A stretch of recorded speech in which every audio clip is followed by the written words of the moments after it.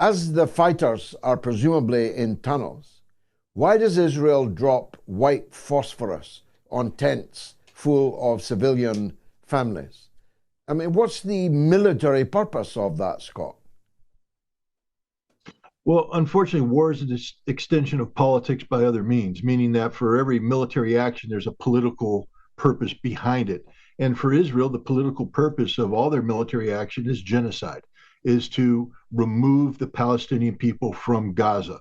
There can be no safe haven. There can be no place where Palestinian families are allowed to rest, where mothers can feed their children, where fathers can, try to provide some sort of nurturing or care for their families. The Israelis deliberately drove the Palestinian people from the north, from the center of Gaza, into Rafah, telling them to go there, dropping leaflets with maps saying this will be your safe haven.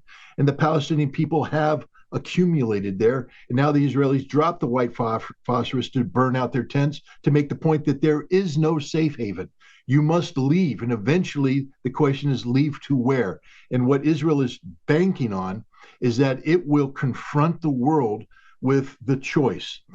Either you let us kill all the Palestinians, and we are willing to kill them and able to kill them, or you evacuate them from Gaza, get them out of the Gazan territory. The choice is going to be left up to the world. And as we've seen with the United States and in Egypt, unwilling to confront Israel for the crimes they're committing in Rafah, the world doesn't seem to be willing to stand up for the Palestinian people in this regard.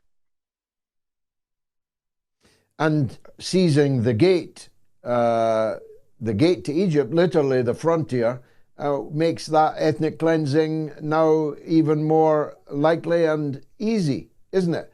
They have the gate, they can open it, and they can tell the Palestinians if they want to avoid being killed, they better run before the gate closes. That might be the next step, Scott.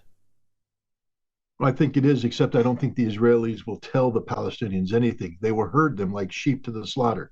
And, again, the conversation that Israel can have with the Palestinian people can't be, in depth or meaningful when you drop white phosphorus on tents containing sleeping families, when you have snipers who shoot mothers holding the hands of their little children while they're waving white flags, while you have sent tanks in to murder young Palestinian girls like Hind Rajab, the 6-year-old girl that was slaughtered by Israeli tankers. This isn't the language of Israel is fear, intimidation, based upon butchery and slaughter. I don't think they're going to be telling the Palestinians. They're going to be giving them no option. They will be driving them using tanks, artillery, aircraft, and they will open the gate, and the Palestinians will only have one choice: flee or die. And that will just move the Palestinian refugee problem from Gaza to the Sinai, where there will be nowhere to live, no water, no sewage, no hospitals, nothing to sustain 2.3 million people if they all end up there.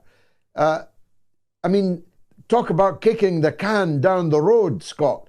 They're kicking a human can of enormous magnitude into somebody else's country and asking the rest of the world to sort it out. Isn't that right?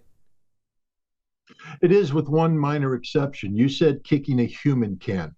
From the Israeli perspective, they're kicking human animals. They're moving the Palestinians as if you would a flock of sheep or herd of cattle. They don't treat them as human beings. They don't care for them as human beings. Just like a cruel farmer or herdsman will stand by while a herd dies during drought with no water, no care.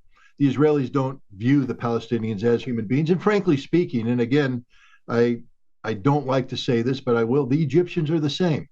Anybody who stands by idly, the United States is the same. We are all treating the Palestinians as if they are human animals. These aren't human beings. These aren't people deserving of human rights. This is animal, cattle, sheep to be herded and to be executed, to be left to die if necessary. But I don't know how human beings can allow this to happen to other human beings.